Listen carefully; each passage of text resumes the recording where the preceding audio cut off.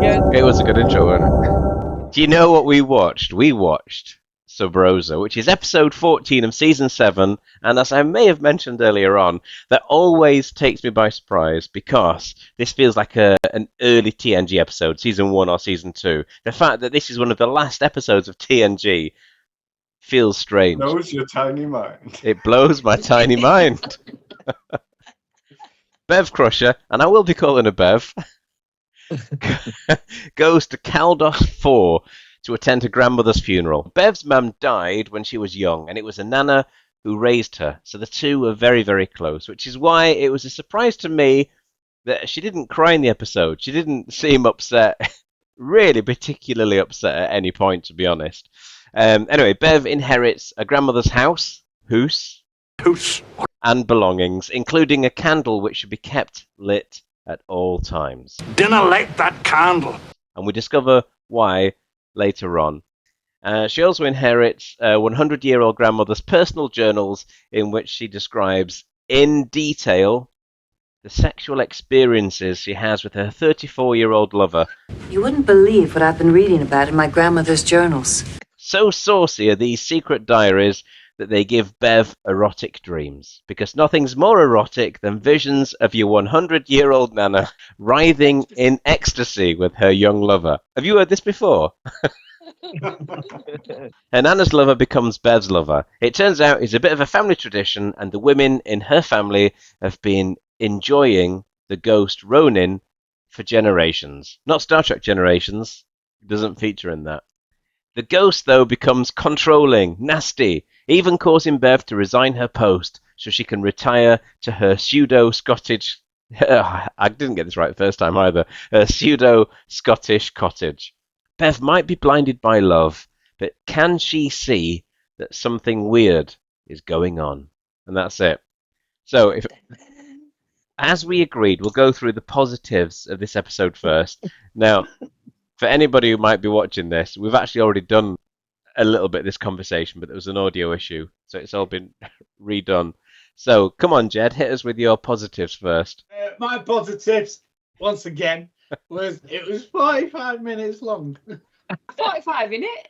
Precisely. It felt longer. That's not a positive, that's a negative. Yeah, come on. Right, can any of you think of a positive? Yes, I've got 9. I know you've got a plethora of positives. The plethora.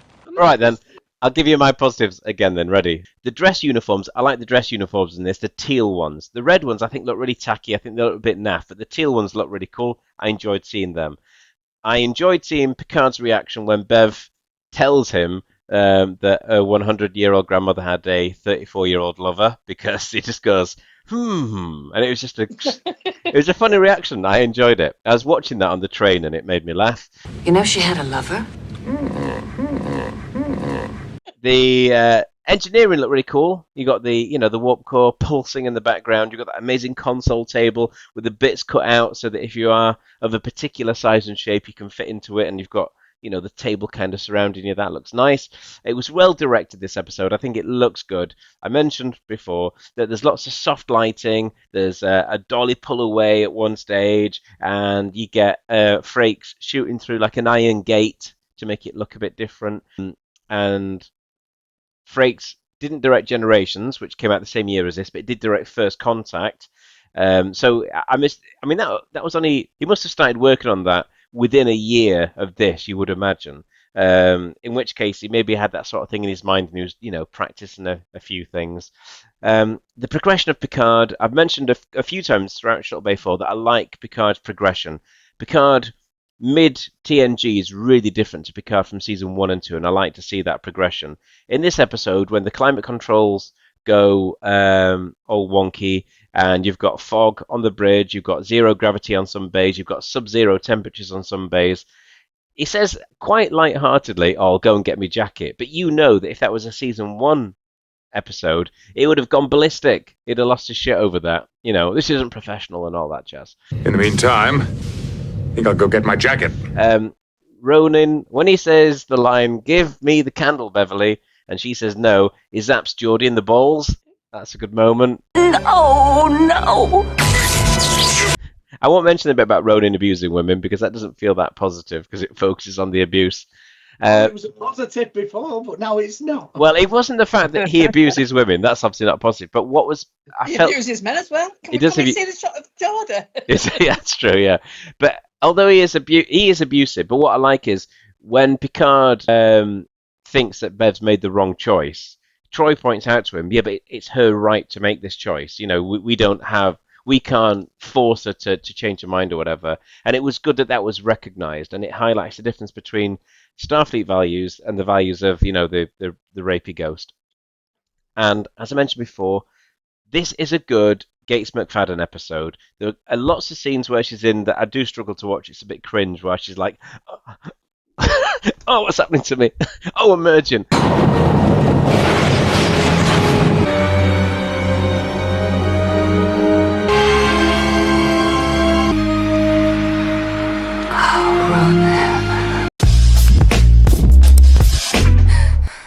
But that's not her fault. That's the script. Her actual performance in this episode, I think, is really good. She doesn't get many good episodes. Oh, this isn't a good episode. She doesn't get many strong moments for acting, but at least she gets it in this episode. So I do think it's a good Gates episode. And my final positive, again, I mentioned it before, is the fact that, without doubt, the Scottish accents are 100% accurate and bang on.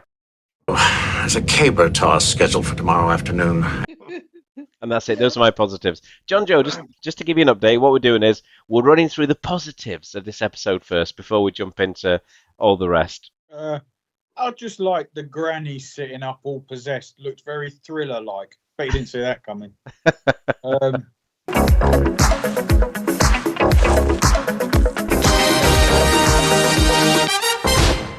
Yeah, that was literally the only good bit. I fully endorse Jed's review of all the positives as well. The credits, and well, quite frankly, the whole thing could have done with a lot more depth, in my opinion. But whatever. Okay. Did you have something positive to say as well, dear? I can't remember.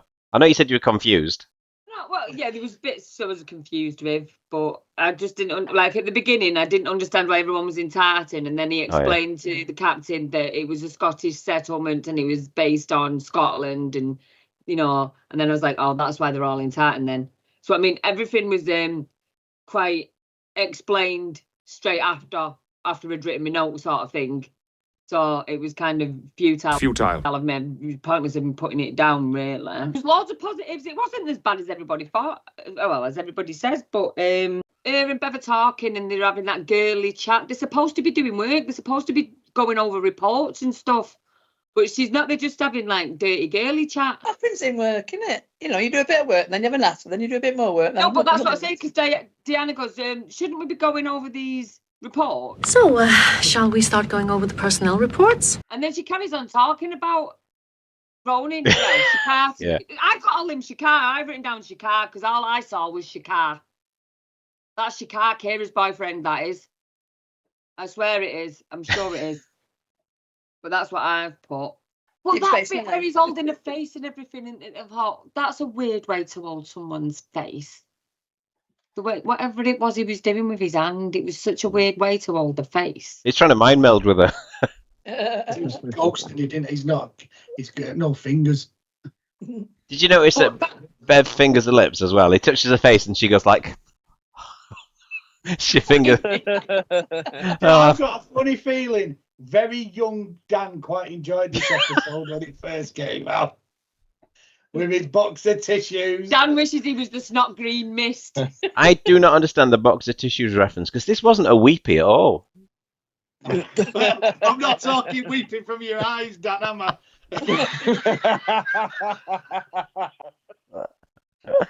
Oh, actually, you mentioned the Scottish settlement. I actually forgot that as a positive. I do like the fact that in the future they built this using actual stone from Scotland, the houses, because they want to remain in contact with their past. And I just think that as a concept, the idea of remaining, within like tactile experience with your past, with your heritage, with your culture, I do quite like that. Stone is a stone, don't matter where it comes from. Yeah, but like I was talking to Sam while you just nipped out, Dan, he didn't actually say, he didn't say Edinburgh.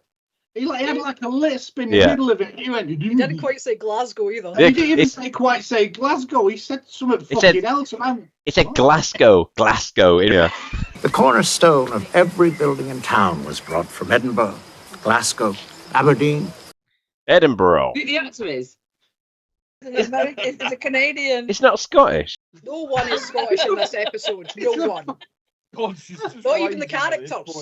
A lot of Canadians are Scottish. No, they're not. They're Canadian. Glasgow. No. Are you sure you're Scottish? Because you don't sound like they did on Sub-Rosa. Fuck. We don't hear you shout, Sam. Dinner light the candle. Any more positives? Well, yeah, there was that bit made me laugh where he was going on about the weather fluctuation, and he was like, "Well, we don't have rain at this time of year." And I'm thinking, if you're trying to recreate Scotland, why are you lying? Because as far as I'm concerned, there's absolute bullshit. It's the middle of summer. We don't have rain at this time of year. Yeah, what time of year do we allegedly not have rain? But that quints me. I know you were all saying he's got a rubbish Scottish accent, but yeah, he does. It's all terrible. I heard was Irish.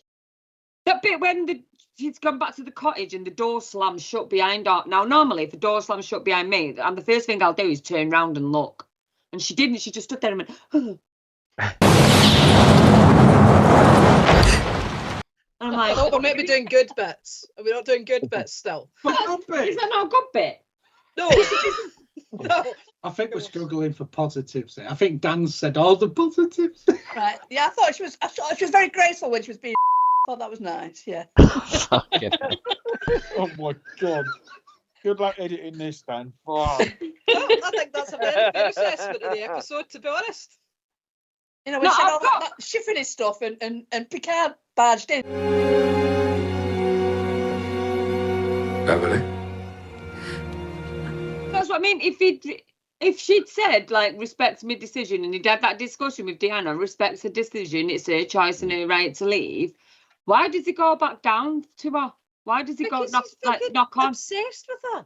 Yeah, it did it in a good way though, because he's like, I want to meet Ronan. The other thing is, it's not even like, you know, it was her nan that she like barely ever saw, and you know, maybe saw a couple of times in her childhood. It was literally the woman that raised her. Yeah. Yeah. So It was the woman that raised her. We're still meant to be on positives, aren't we? Oh, sorry. Yeah. It's such a struggle. It's a struggle. Has anyone got any more positives then? Oh, Yeah, it wasn't as bad as the Irish one. Do you not like girls? Even as a teenager, I went, this is horrendous. So I haven't watched it since. Must be 15 years at least. And I thought he was a ghost. So at least and I was like, but the ghosts don't exist in Star Trek, and that's bullshit.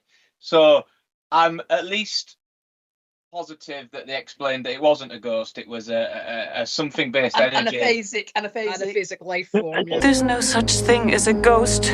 You are some sort of anaphasic life form. Yeah, and obviously the ship sensors can't detect anaphasic life forms, but there you go. Ship sensors can't seem to detect an awful lot, really. No, they're not very good, are they? That's a good point, John Joe, that, because I thought the same thing, because watching this... Things they've come across before, they've never come across this, have they?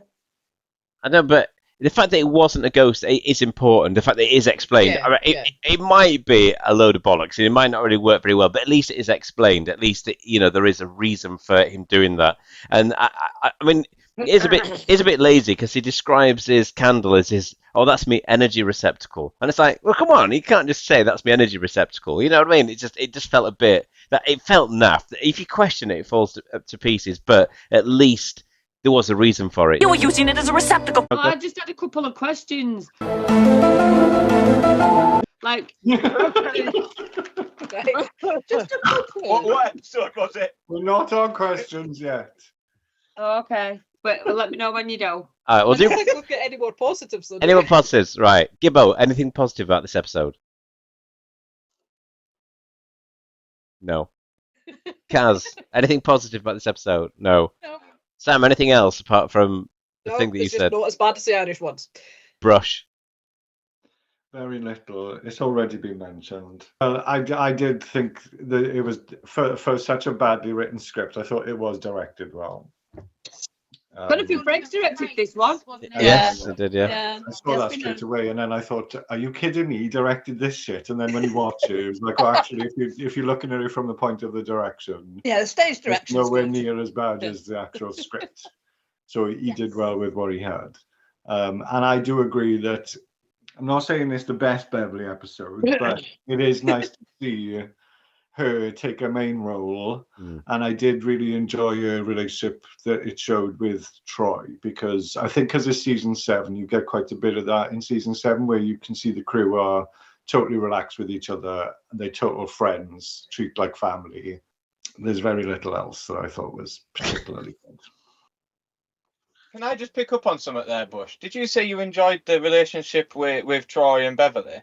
Yeah, well, you don't get, they are the only 2 women on the ship, and for the whole 7 seasons, you see very little of what should be their really good friendship.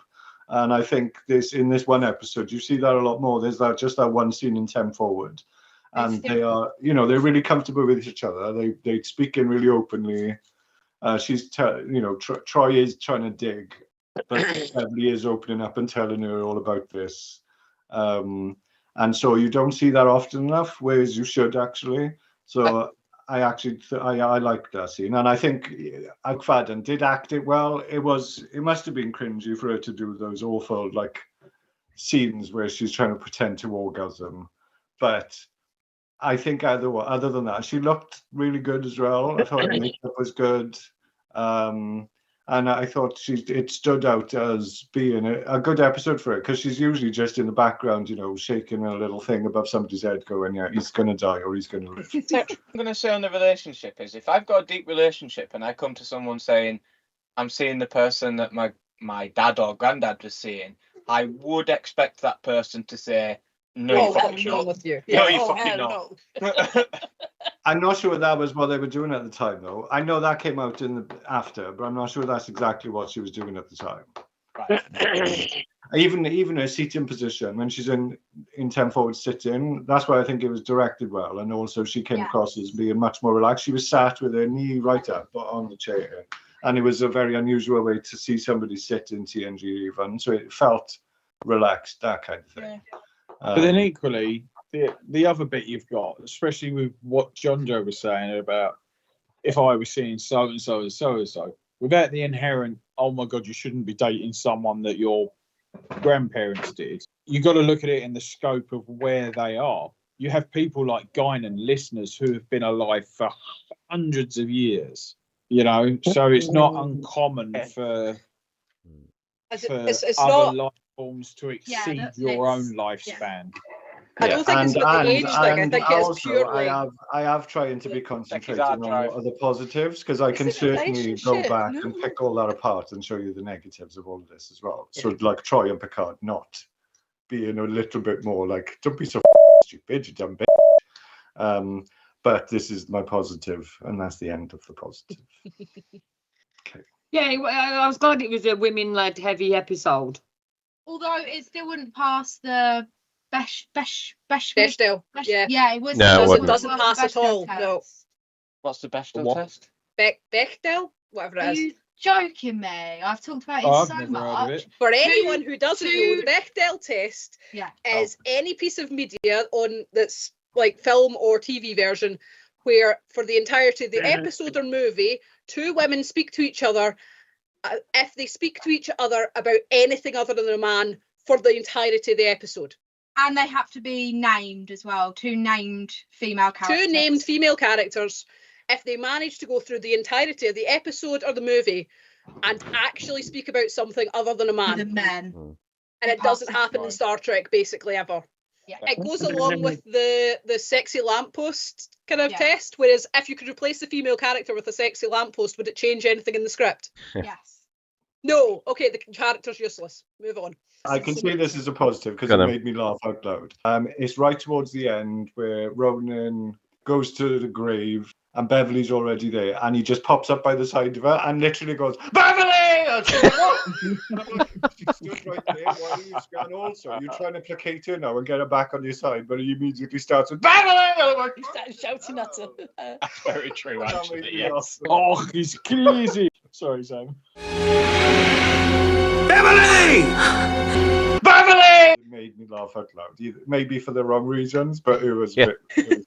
I have another positive actually. I think I've got two good positives. One being that at least it wasn't a ghost, and the other one, I really liked the fact that they said it was one of the early colonies, and when they went to the weather control station, it was all sort of the movie period panels. If you looked like Excelsior style panels, like the old. Yes, I didn't notice that. I said that when I was watching it as well. That's not just something that's popped in. I just forgot.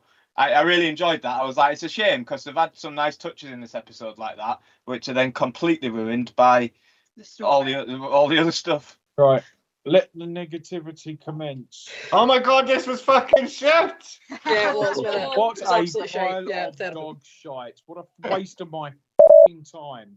Yes. Because obviously this was the first time I've ever watched it. I was gonna do this big pretend, oh, I really enjoyed it. Ha ha ha, isn't that fun? But it made me so uncomfortable to my core. Cringeworthy. Never mind cringeworthy. It's just horrible. I felt uncomfortable. Like I very, very rarely get and I was trying to put my finger on it because it's not sex because watch that in stuff like on film and TV all the time. I can't put my finger on what it was that made me so deeply uncomfortable for my core. Do you know what it Abusive, is, right? manipulative, rapey vibes, perhaps. The first bit that got me, that made me really uncomfortable with it is, when Beverly's first sleeping in her quarters and there's he pulls the cover up. The sleeve bit goes. The blanket first. Mate, no, that's ghost sex rapey strange molesting well stuff.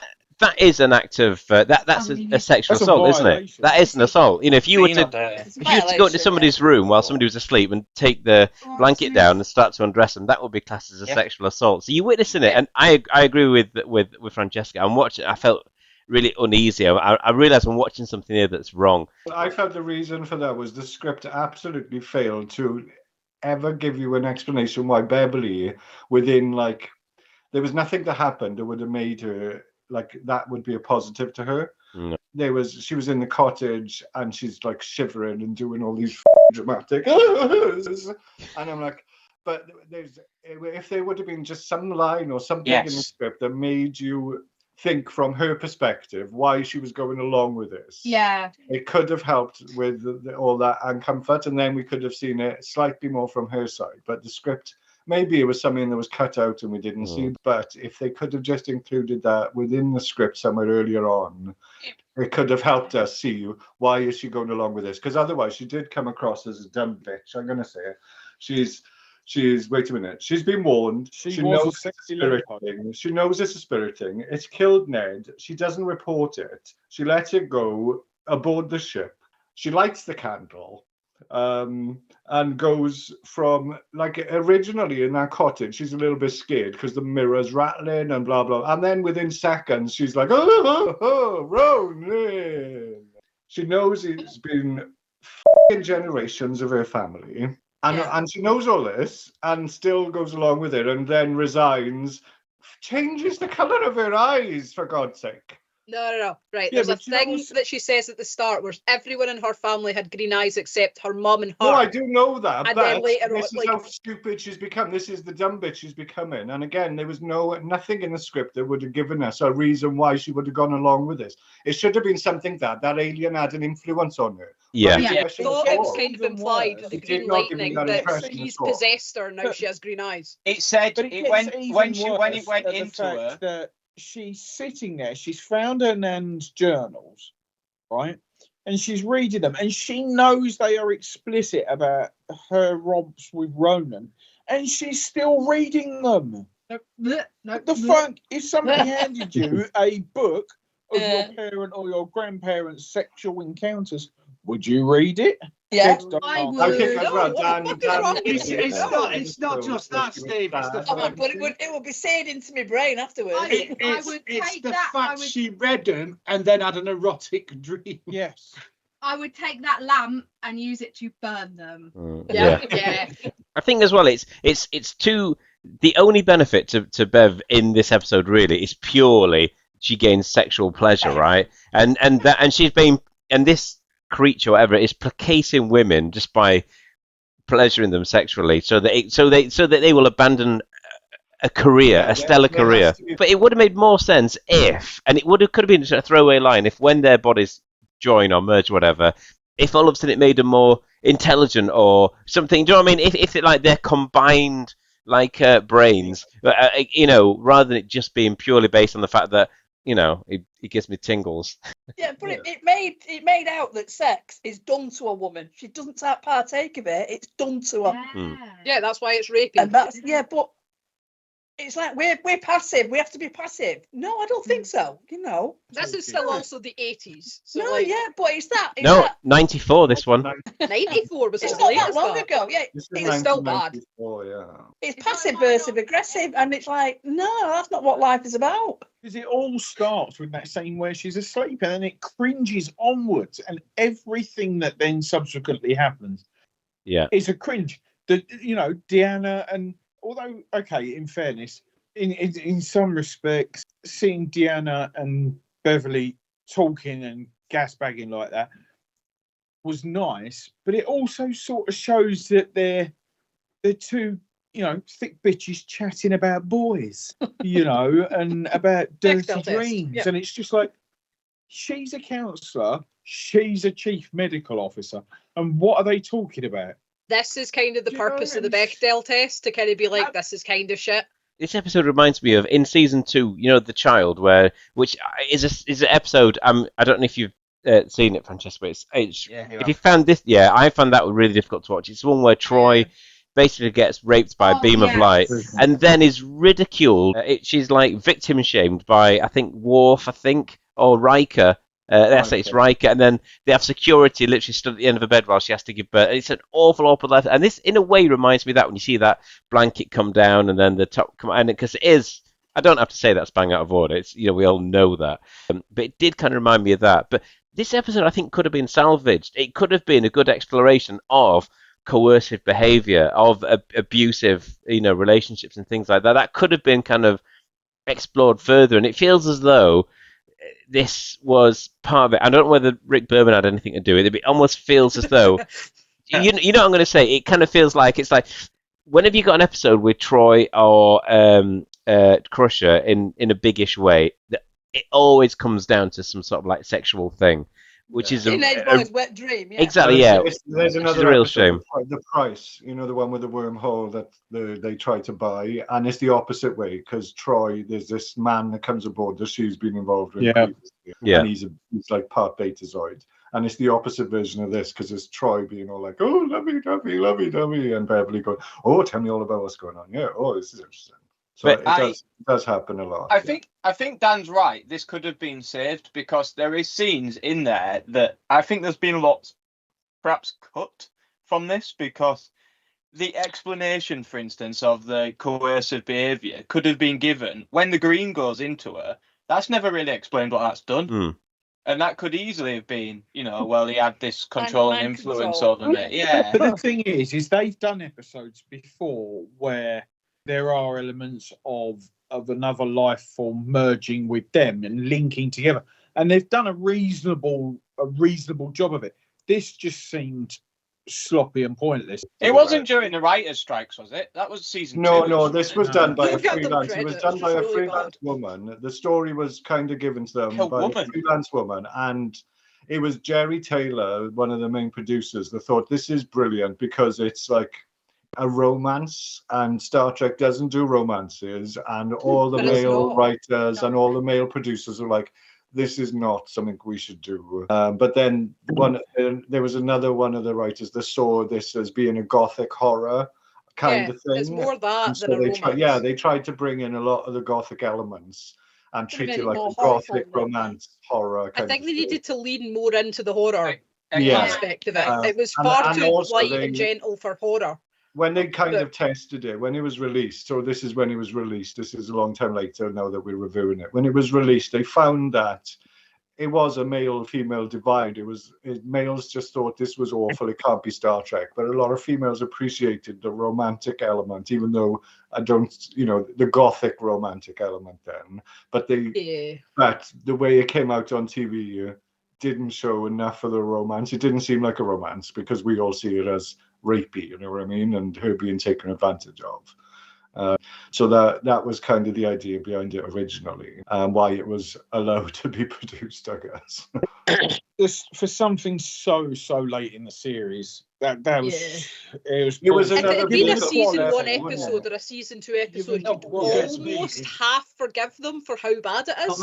There's a Yeah. season 7 episode that like nothing is as bad as this. Why is And it the so thing bad? is they've There's quite a few demonstrated bad that ones in they can season make 7. decent Not as bad as episodes this. through the other series, and then in the last series they chuck something as weak and morally wrong as this. It's like, what the did you do? I can't see how on paper, like some of the initial ideas sounds really good. You've got terraforming to start with, right? And I'm surprised John mentioned that, because I can imagine he enjoyed the fact that this is a terraforming experiment, project or whatever. And it would have, just, the explanation kind of does fall apart when you start to think about it, but it could have been better if this being who possessed, if it was just members of Bev's family over the years, so not even just the women. I can understand maybe back then they're trying to make it maybe too much of a sexual thing, but if it kind of joined with a member of her family and benefited them in some way rather than just pleasured them, it's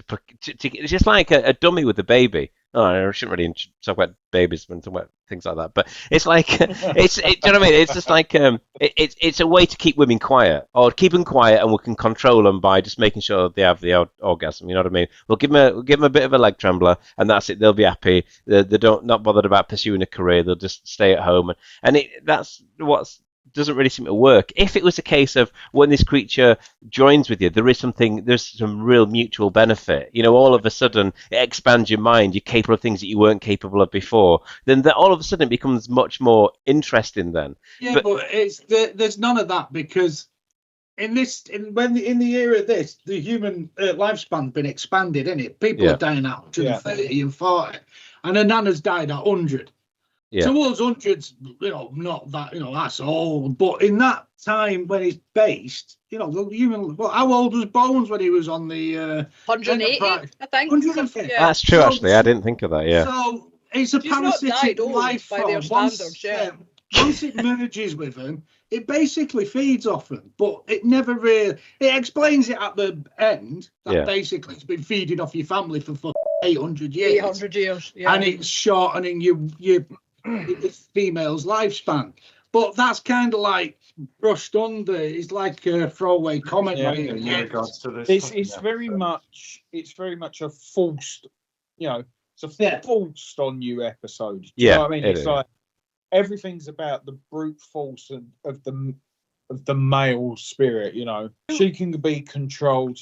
Again, if you go back to what the episode is, it's not a male spirit, it's alien. So, but it looks male. I know, but it's an alien entity that takes on male. It identifies and it takes on a male persona, because really it hasn't got anything. It's an alien.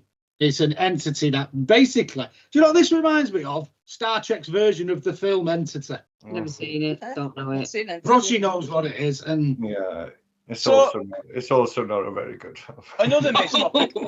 Another missed opportunity here is do we ever find out what happened to her mum?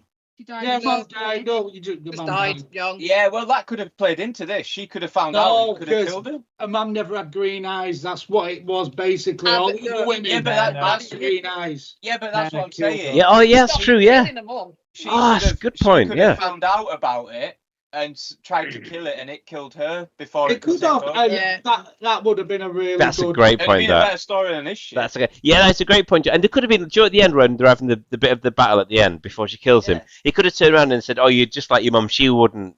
She resisted me as well." Something like that. Perfect. That would have been really good. That's a bit darker as well. Yeah, it should be darker. It should be a darker episode. That would have been a good finish. That John Joe. Better. Do you know what? That John Joe, honestly, that's genius. That if if they'd have included that, and it could have just been a throwaway line, it would just elevate this episode a bit. A little bit. Yeah. That's a shame. To be fair to Jojo, that's one thing he usually comes up with is if they had just done this at the end, it would have been such a better. And he's done that several times for lots of And the thing is it's a shame I'm shitting the rest of the episode.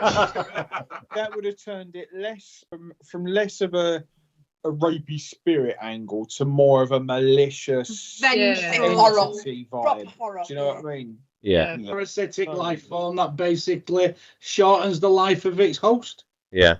And don't give a shit about them. I think there's several ways they could have taken it that would have really benefited the story. Yeah.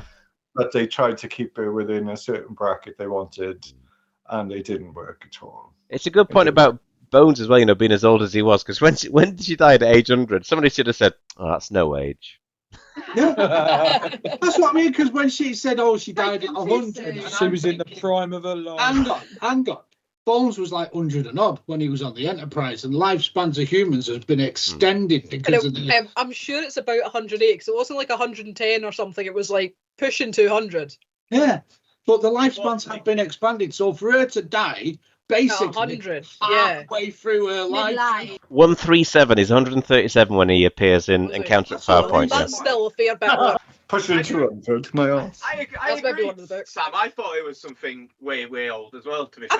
I thought he really was like way older. I got you back there. Anyway, it's basically... No, he just looked it. How old do you think I am anyway? 137 years, Admiral, according to Starfleet records. Yeah, right. So I'm going to Geordie bash a bit because I love bashing Geordie. No, I know. How can you bash Geordie in this episode? So Picard calls down to engineering when the storm is brewing on the planet, and he's like, "Oh, so and who does he contact? Data. Obviously, he contacts Data. Even though Geordie's there, commanding engineering, sat right next to him, he contacts Data. And I'm like, yeah, that shows you how good fucking Geordie is. I love bashing Geordie." Bridge to engineering. Mr. Data, we're reading an extremely large storm system over the Caldos colony. Did you see what Data did on the screen? Because it goes on the screen, and it's not. All he's pressing, there's like a yellow strip, and he's just pressing. It's clearly not pressing anything. It was just, and it's one of those. I rewound it and like zoomed in on my phone, and you could just see him got it.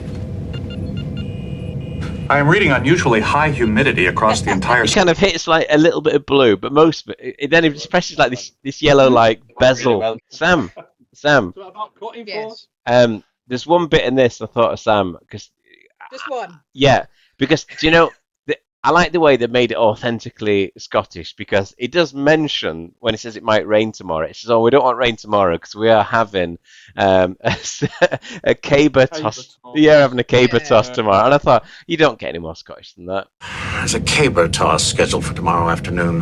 But to be fair to them, when it says about it raining, he does say a comment like, "Oh, we didn't want Scotland's actual weather." Yeah. I've got a whole thing of notes about quotes from this episode. Okay, I missed that. I've been knocking it for that reason, but yeah, they do, and they do say that, so that does kind of cover it. It's that one line that explains it well enough that you can get away with it, Because what I noticed, like Beverly, when she first goes to the cottage, it is a beautiful sunshiny day.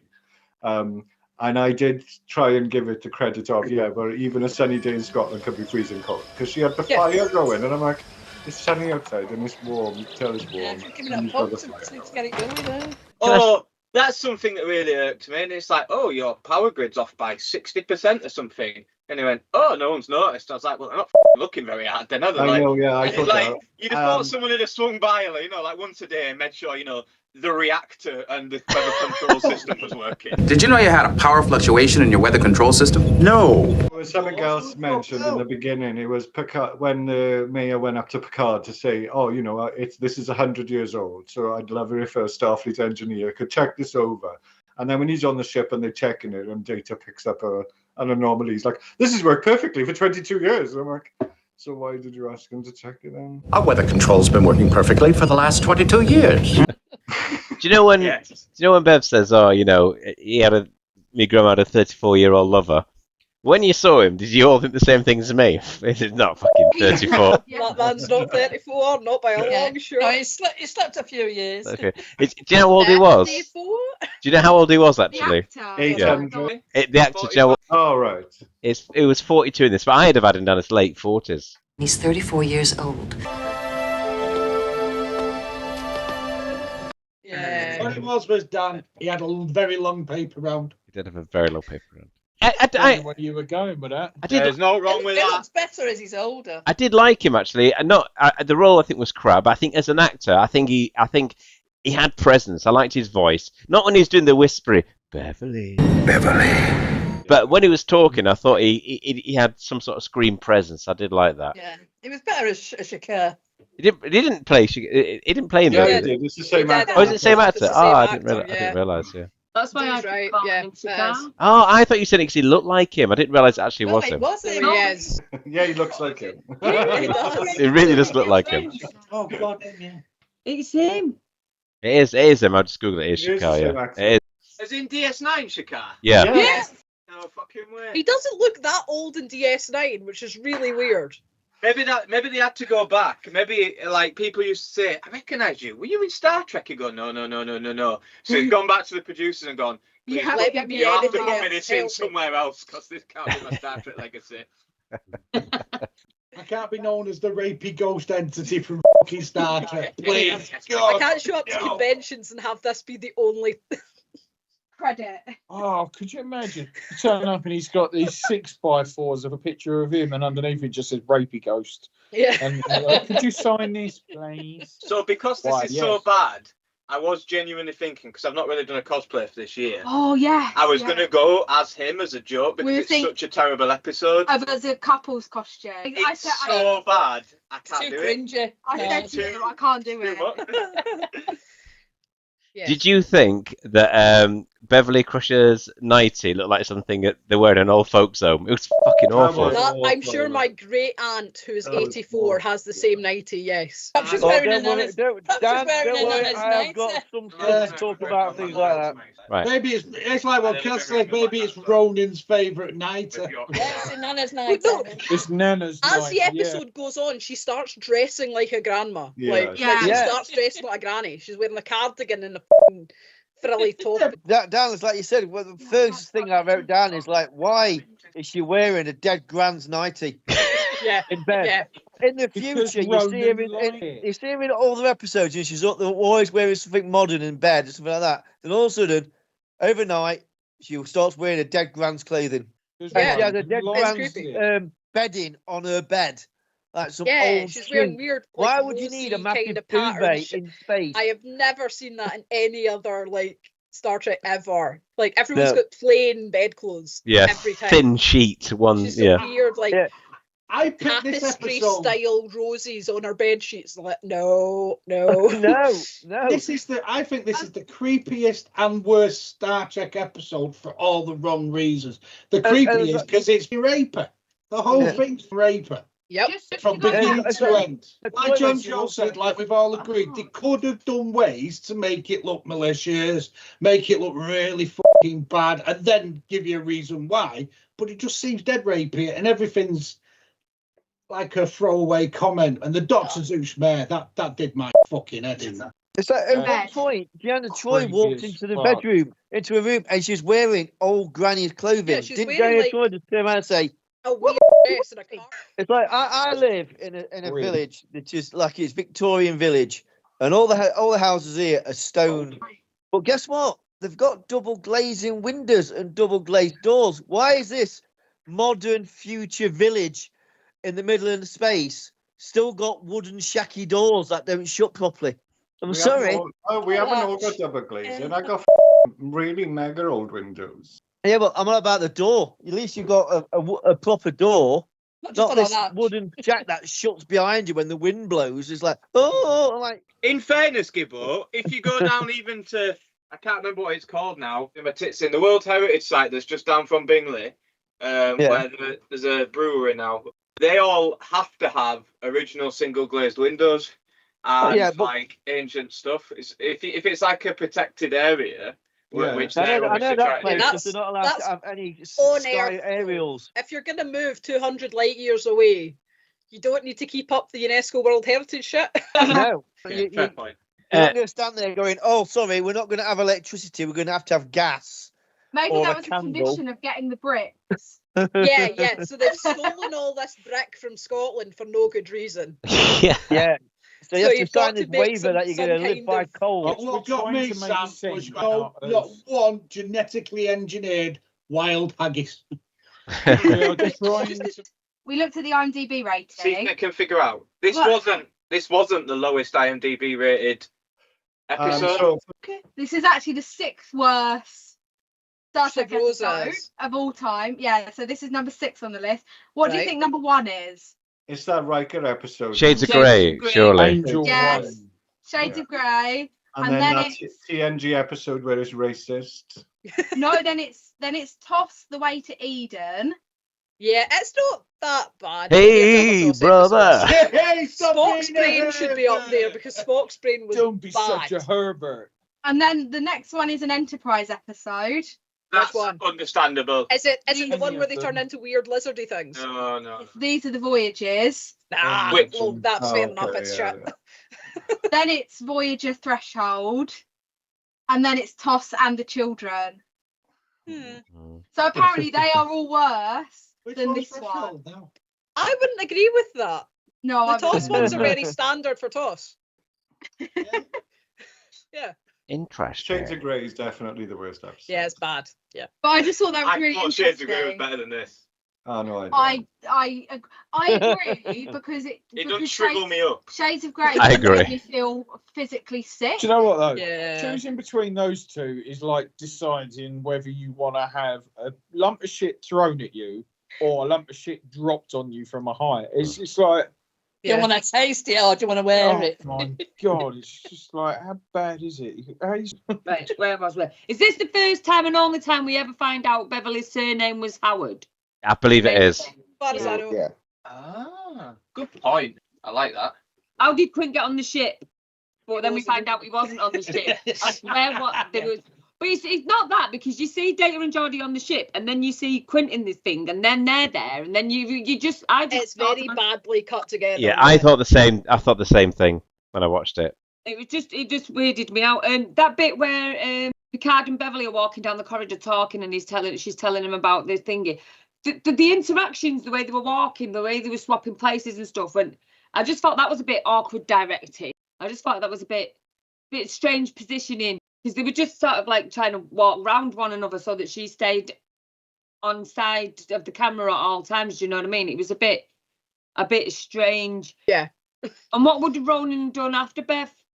Because he's only got Wesley and Jack, so he's fucked, innit? Jack's not around yet. For a start. But that's what I'm saying. The next one's in line, Wesley and Jack. So what was Ronan going to do then? Work on the assumption that his plan works and he basically possesses Beverly and gets her to do whatever the fuck he wants. He will probably end up getting her pregnant again through someone so that she can have a girl, so that he can get the next generation, which is presumably what he's done for 800 years. Discuss, is that any different than the prophets leading Cisco's mum to his dad? What? I thought Cisco's mum ran away from the prophets. Yeah, Cisco's mum was a prophet. No, she possessed the body. It entirely depends if you're considering Cisco's mum the human that's being possessed or the prophet. Yeah. I think that's explained that she does take over so that Cisco can be born. So she does take over and make that happen. Yeah. Does anybody else know that Deanna Troy's got the same rank as Data? Yeah. There's an entire episode on it, isn't there? Yeah. Where she passes the bridge command thing. Yeah, she becomes a commander. I just noticed that when they're in the room and Data comes in, and I was like, oh my God, they've got the same pips. And no, she says eye up, is it? It's because she don't wear uniform very often, and she doesn't have the pips on her other outfits. Yeah. Oh, oops. But for it to be unofficial Starfleet business, why are they in official uniform? Because they just don't wear other clothes ever. They And go their into uniforms half the time. Normally with a funeral, even if you are on like this is just military, but if you're on leave or whatever, if it's a funeral or a wedding, especially funerals, you'll just go in your uniform, no matter what. Well, they were wearing dress uniform to start with, weren't they? Yeah. I had to watch it at work on my phone, and I was hoping for more work, so I could turn it off. But I know I had to finish watching it. I didn't think it was that bad, though. I mean, I do think it's a bad episode, but what I mean is, The main. It's boring, isn't it? As well. Yeah, when I first watched this was years ago. Like John, I've never watched it again. Now I've rewatched it. I don't think it's as bad as I first saw, but it's still creepy. It is creepy. I actually finished watching it 5 minutes before they came online because I couldn't watch it all in one go. I had to turn it off and then watch it a bit more, then turn it off and watch it. And I'm like, oh God! You know it's bad when you can only watch it in installments. I had to. I ended up going. It's not dramatic though, this episode, is it? I mean, it's one of those where No, it's really tame and quite boring for what should be like a really gothic horror Frankenstein style thing. But if you'd never seen this episode before, straight away within the first few minutes you'd be like, oh well, clearly there's something's possessing her. They're gonna get it out of her, and everything will be. You know what I mean? It's straight away you know it's going to be resolved. It's like really obvious what's going to happen. Yeah. Yeah, we had to watch Schindler's List to cheer ourselves up after watching it. I don't think it was obvious that you walk in on her wanking though. Well, I'm gonna have to watch Section 31 just to get myself over this. That's Cassie's favourite film. The characters are shit. Yeah, she loves that. Yeah, I do prefer this over Section 31. I'd watch this 3 times in a row rather than Section 31. Pardon? Have you got any more questions? I don't think so, no. I've got a question. Oh, is there any superstitions in the 24th century? Because then broke a mirror and nobody flinched, nobody said anything like, "Oh, bad luck." No, there's no issue with broken mirror, but they're scared of ghosts. Still, even though they're all scientists and they know it doesn't exist. Yeah. Guess what? Oh, ghosts! They're scared of ghosts in the houses. I'm going to skip over anything that's already been said, so that's fair. I know there's bits I wanted to go back to because it annoys me. The cornerstone of every building in the town has come from Edinburgh, Glasgow, and Aberdeen. Why? Why? Why would you take stone from Scotland 200 light years away for a colony? That's just a waste of energy and stupid. But that's not how they said it in this show. They didn't say Glasgow, Edinburgh. Glasgow. They tried to say Glasgow and Edinburgh and failed. See, I like that aspect that they did that. I know it's symbolic. Stone. It's got. I know people who are like who've moved and they've taken a bit of soil with them from like the house they've had before, and they've put that in. Just little things like that. That makes sense in the context that we do not space travel. I liked it anyway. But I understand it is a bit silly, but I did like it. In the 23rd century, you're going to use limited material resources from a very, very small country to take to a colony 200 light years away for no reason. Yeah. Cool. Cheers. Thanks. Picard says it reminds him of the Scottish Highlands, and I'm immediately like, what reminds you of the Scottish Highlands? Nothing of this looks like the Scottish Highlands. Scottish Lowlands, it looks more kind of like the borders. It reminds me sort of Dunblane. It looks more like Dunblane than the Highlands. There's no mountains for a start. So where's all the midges then? Yeah, there's no midges. God, yeah. The governor, which I thought was really interesting because that's not a title we use at all. The governor had been to a holiday to Glamis Castle, and he said at Glamis Castle he looked out over the Highlands. No, don't. You can't look out over the Highlands at Glamis Castle. It's surrounded by woods, and even if you go to the top floor, you still can't see the Highlands because it's surrounded by woods. I've been there. Yeah, it is now. Yeah, they chopped down all the trees. Chop them all down. Have you not seen those fires? That was in Edinburgh, and that was caused by an idiot. Well done. Yay. No, you can't see the Highlands from Glamis. That's not possible. The whole of the inside of the house has nothing Scottish in it whatsoever. Like every Scottish house sounds stupid Scottish shite in it. We've got tartan and Highland cow pictures and whatever, and it's never intentional. You just end up with Scottish shite. Like that. You end up with Scottish shite. You just do it. The fact that there's nothing in the house, that house could be English very easily because there's nothing in it that makes it look Scottish. Show us your cow then. Let's see it. Come on. There's my cow. That's painted by a Scottish artist. Yeah. Give me a quick look round. What can I grab? She's got a candle. She keeps it lit all the time. Right. I did laugh. What was it? Because there was good lines in it. Give out your bit. The candle is apparently signifies the enduring Howard spirit. And then Beverly says that she remembers ghost stories being told around the candle. And I just think that's funny. So well done. Yeah, haha. Listening to ghost stories with only the candle burning. I was laughing at all the weather shit because, like, unusual weather activity. We have clouds and humidity and rain. Yeah. You wanted Scotland? I mean, to be fair, you did say 2 seconds ago, yeah, but we're now 400 years in the future. You don't want it totally real, do you? Like, if you want to go down to the pub, you don't want it to be pissing it down. But it's the whole American, English, Scottish tourism thing where you come up to Scotland and you're suddenly disappointed that we have rain, shit roads, you'll never see Nessie, that's full of midges, the locals don't like you. You know, why would you have a caber toss and not just like a Highlands Games? Like, you're just doing a caber toss. Sure. Okay. No bother. And then the thing about having your afternoon tea disrupted by tremors, or your afternoon tea in England, you mean? I'm going to say sure, that's a bit English. That is English. It's very English. Yeah, Picard's comment about the Howard women having exceptional libidos. I'm like, dude, that's creepy. Creep. Don't do that. That the Howard women have exceptionally vigorous libidos. The voice of Ronan is so creepy and unsettling and unpleasant from the first time you hear it all the way through. It's like, hello, Clarice. Beverly. Go off, man. No. Reading your grandmother's diary for a start is a no. Reading your grandmother's diary, getting to sex and continuing to read it? No. Detailed as well. I did fall asleep reading a particularly erotic chapter in my grandmother's journal. She wrote very detailed descriptions of her experiences with Ronan. No, that's wrong. Stop that. Yeah, you've got typical Scottish, superstitious stuff. Like, obviously, all the Scots are superstitious. Clearly, we're so worried about the ghosts. It'll bring the ghost. It's his home. Oh, he's out now, wandering across the land, angry. I love the specificity of Ronan saying, "I was born in 1647 in Glasgow." I was born in 1647 in Glasgow on Earth. The line the governor says about the weather is like, "I moved to this planet because it's a recreation of Scotland, but it's getting a little too realistic." That's what tourists get when they come here. Yeah, that is a weird line. Fantasy of Scotland that I got from Outlander. And I'm so disappointed it's not like Outlander. Yeah, I do like the Zombie Gran because that's fun.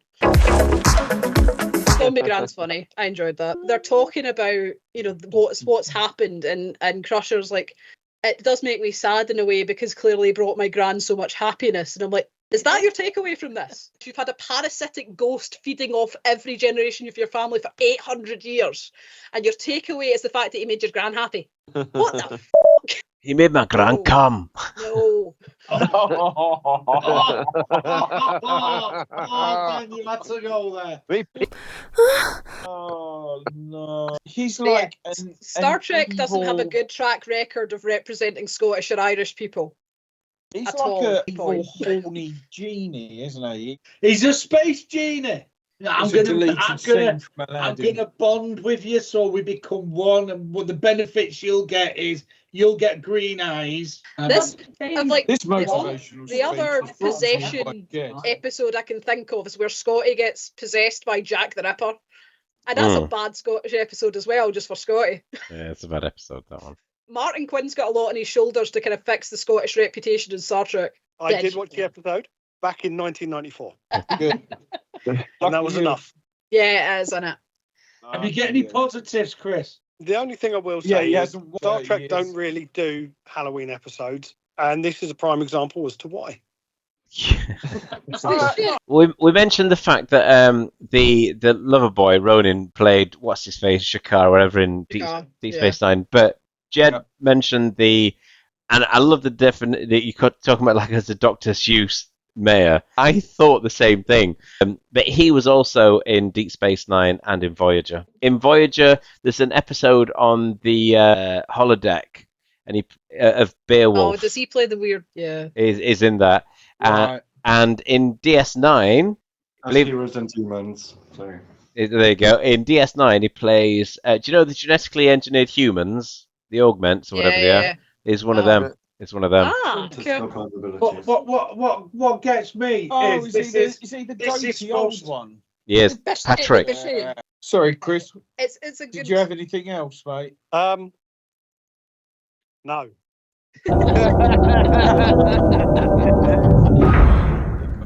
You shouldn't really overlap them because you don't get the cutting force through.